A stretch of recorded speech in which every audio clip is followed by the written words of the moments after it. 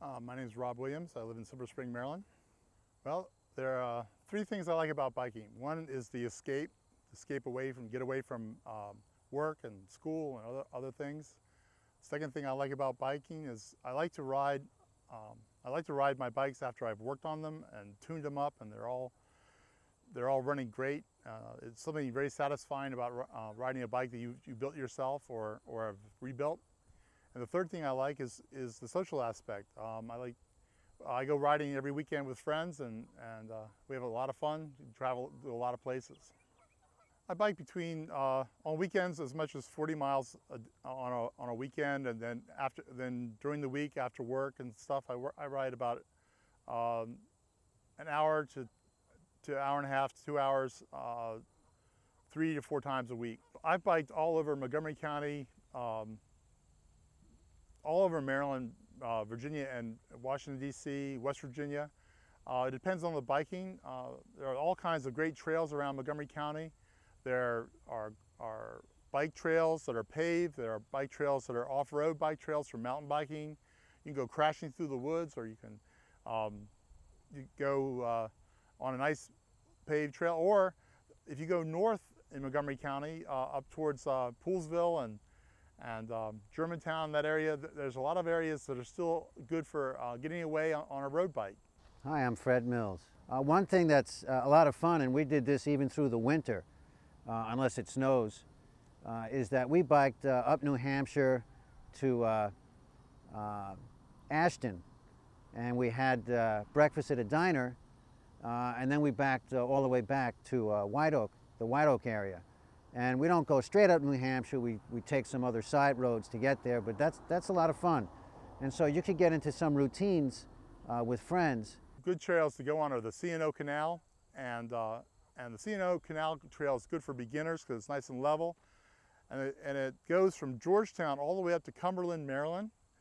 From there, you can get on another trail and go all the way up to Pittsburgh. And I believe it's somewhere around 330 miles of riding. You can stay at bread and breakfasts along the way. You can bike from place to place and have a great time. Other trails, there are a lot of things called the rail to trails. These are former train track beds that have been, the tracks have been pulled up and converted to bike trails. So they're all over Maryland and Virginia and Washington, all over the country. If you want to find a good place to find bike trails, you can go on the internet and put in and look up area bicycle associations or area bicycle clubs, and they always have lists of trails in their area. There are a wide range of bicycles now. Bicycle companies are very good at catering to all different kinds of populations. They have recumbent bicycles, which are bicycles you basically can almost lay down on and with your feet out in front and ride it out.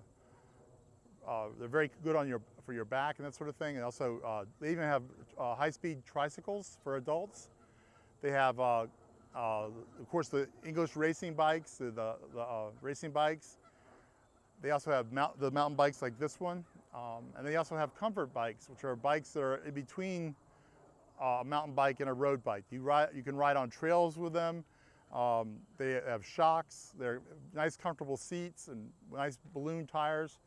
Make it very easy to ride. Also, they have city bikes that are fast like a road bike, but are more upright, so you can see traffic. And they're good for commuting.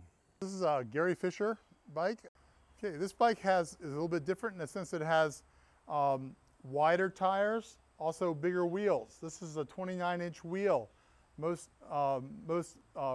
mountain bikes have 26-inch wheels. The tires here are knobby. That means they can go through dirt and mud and that sort of thing a lot easier. This bike also has disc brakes, which are different than regular bikes. Most bikes have rim brakes where the brake pad hits the rim, but here the brake pads are inside this little part right here, and they actually clamp onto the rim of the brake of the wheel. To stop it, you have the brake down here, the rotor here. What this has is inside this piece here has two pads that squeeze together and clamp down onto onto the disc to stop the bike, as opposed to using your whole hand. So you can use the rest of your hand to keep control of the bicycle. Because like I said, you're going through twisty trails and up over rocks and down through water and all that sort of thing. Now the frame is much smaller and tighter. It's a tighter triangle than on a road bike. That's to make it more rigid, a more solid frame. This right here is a clipless pedal, and that's where you actually have a clip on your shoes that clips into this pedal and holds your foot onto the pedal. Whenever you go on any kind of long distance ride over 10 miles, you really should have a number of items. You want to bring an air pump. This right here happens to be a miniature one, a small one that'll fit in your pack. You can also, that basically uses CO2 cartridges that you plug in, and then you put that on your tire and pump up your tire. It's good to have a cell phone. Another item would be your multi-tool.